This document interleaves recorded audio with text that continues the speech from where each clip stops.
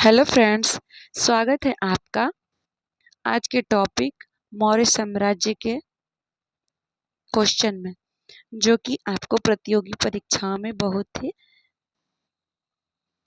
सहायता करने वाले हैं।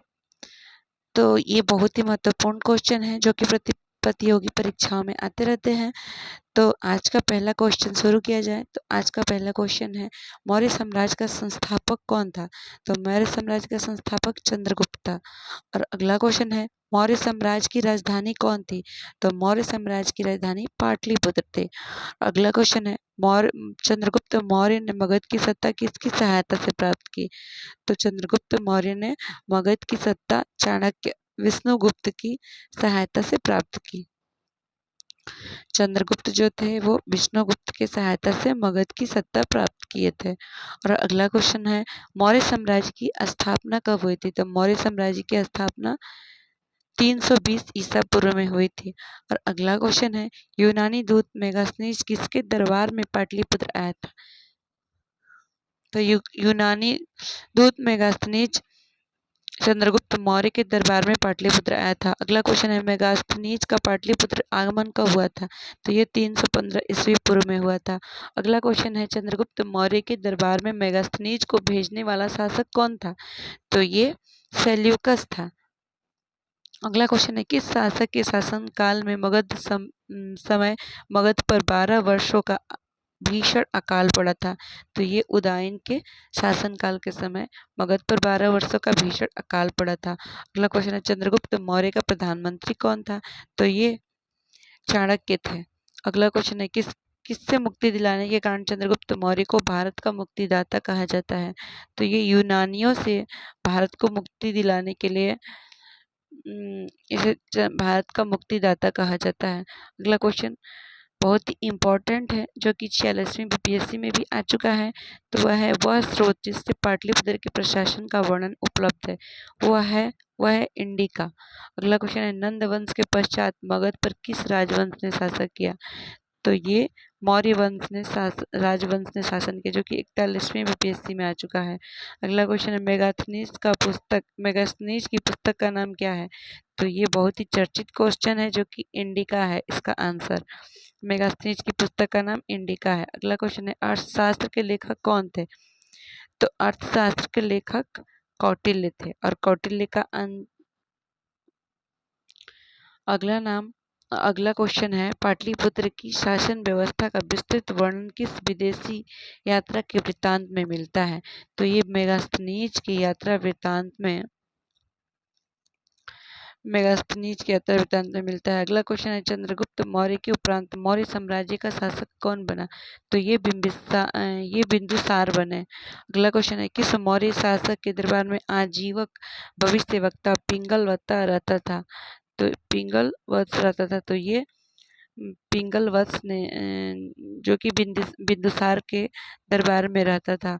और अगला क्वेश्चन है,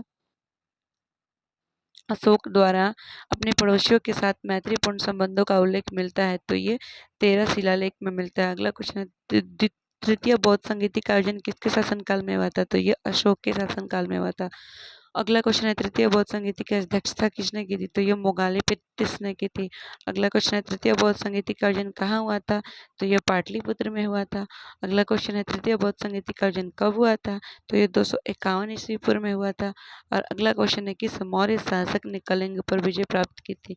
तो ये अशोक था, जो कि कलिंग पर विजय प्राप्त किए थे। अगला क्वेश्चन है, किस युद्ध में भारी तबाही तथा जान माल की हानि को देखकर अशोक का हृदय परिवर्तन हुआ और उसने युद्ध नीति त्याग कर धर्म नीति की घोषणा की थी? तो ये कलिंग का जो युद्ध था उसको देखकर अशोक का हृदय परिवर्तन हुआ था। अगला क्वेश्चन है, अशोक का धर्म था। तो अशोक का धर्म नैतिक आचार संहिता था। अगला क्वेश्चन है, मौर्य साम्राज्य का केंद्रीय न्यायालय कहाँ स्थित था? तो ये पाटलिपुत्र में स्थित था। अगला क्वेश्चन है, अशोक ने अपने धम्म यात्रा के अंतर्गत सर्वप्रथम किस जगह की यात्रा की? तो ये बोध गया की यात्रा की थी। अगला क्वेश्चन है, अशोक ने अपने धम्म यात्रा के अंतर्गत बोध गया की यात्रा अपने राज्याभिषेक के किस वर्ष में की थी? तो ये 10वें वर्ष में की थी। अगला क्वेश्चन है, अशोक के स्तंभ लेख बिहार के किस जिले से प्राप्त हुए हैं? तो ये चंपारण जिले से प्राप्त हुए हैं। अगला क्वेश्चन है, बिहार से प्राप्त होने वाले अशोक के स्तंभ लेख नहीं है, तो वे रुमेनदेही नहीं है। अगला क्वेश्चन है, अशोक ने के समय मौर्य साम्राज्य में 5 प्रांत का उल्लेख मिलता है, जिसमें एक प्राची या प्राची प्रांत पूर्वी प्रदेश की राजधानी थी, तो वह पाटलिपुत्र था। अगला क्वेश्चन है, पाटलिपुत्र में स्थित चंद्रगुप्त का महल किससे बना था? तो यह लकड़ी से बना था। अगला क्वेश्चन है, चंद्रगुप्त मौर्य का राजप्रासाद स्थित था, तो यह कुम्हरार पटना में स्थित था। कुम्हरार पटना में स्थित था, जो कि 80 स्तंभों वाला मौर्यकालीन सभागार या राजमहल का अवशेष मिला है। अगला क्वेश्चन है, किस विद्वान ने चंद्रगुप्त मौर्य के राजप्रासाद के बारे में कहा कि इसकी शान शौकत का मुकाबला न तो सूसा नहीं बेतना कर सकते हैं? तो यह एरियन ने कहा था। अगला क्वेश्चन है, चंद्रगुप्त मौर्य के राज्य प्रसाद के बारे में किसने कहा कि यह प्रसाद मानव कृति नहीं वरन देवों का द्वारा निर्मित है? तो यह फहियान ने कहा था। अगला क्वेश्चन है, किस शासक ने गया के निकट बराबर की पहाड़ियों में आजीविकों के लिए गुफाओं का निर्माण कराया था? तो यह अशोक थे, जो कि आजीविकों के लिए गुफाओं का निर्माण कराए थे। अगला क्वेश्चन है, गया के समीप नागार्जुनी की पहाड़ियों में प्रसिद्ध कोपी गुफा का निर्माण कराया था? तो यह दशरथ ने कराया था। अगला क्वेश्चन है, मौर्यकालीन चामर ग्राहिणी यक्षी प्राप्त हुई है? तो यह दीदारगंज पटना से प्राप्त हुई है। इसे स्त्री रत्न का नाम भी दिया गया है। अगला क्वेश्चन है, बिहार के किस शासक ने मौर्य काल से बने किस स्थान से मौर्य काल से बने जैन तीर्थंकरों की प्राप्त हुई है प्राप्त हुई है? तो यह लोहानीपुर पटना से प्राप्त हुई है। अगला क्वेश्चन है, पाटलिपुत्र के नगर निर्माण तथा सुंदरता का वर्णन किया है? मेगास्थनीज ने किया है। अगला क्वेश्चन है, पाटलिपुत्र के किस शासक ने सर्वप्रथम अपनी राजधानी बनाया था? तो यह चंद्रगुप्त ने बनाया था। अगला क्वेश्चन है, अशोक के शासनकाल में बौद्ध सभा किस नगर में आयोजित की गई थी? तो ये क्वेश्चन का आंसर आप देख लीजिएगा। क्वेश्चन का आंसर आप होमवर्क में बताइएगा। अगला क्वेश्चन है, किस विद्वान के अनुसार चंद्रगुप्त मौर्य ने पॉलीब्रोथस पाटलिपुत्रक उपनाम धारण किया था? तो यह स्ट्रैबो ने किया था।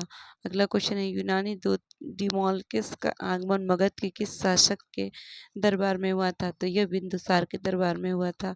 अगला क्वेश्चन है, जो कि बहुत ही महत्वपूर्ण है, 39वीं बीपीएससी में भी आ चुका है, तो यह केवल वह स्तंभ जिससे अशोक ने स्वयं को मगध का सम्राट बताया, तो वह भाब्रू स्तंभ था। अगला क्वेश्चन है, बराबर की गुफाओं का उपयोग किसने आश्रय गृह के रूप में किया? तो यह आजीविकों ने किया था। महत्वपूर्ण क्वेश्चन है ये। अशोक की राजधानी कहाँ थी? तो अशोक की राजधानी पाटलिपुत्र थी। अगला क्वेश्चन है, मौर्य काल में पाटलिपुत्र का प्रशासन 30 नागरिकों की सभा संचालित करती, जो कि पांच पांच सदस्यों की 6 समितियों में संगठित करती। एक कथन किसका है? तो यह कथन मेगास्थनीज का है।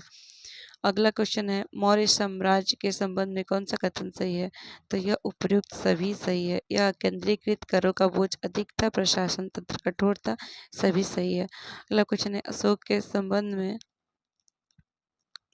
अगला क्वेश्चन है, धम्म महामाद के कार्य क्या थे?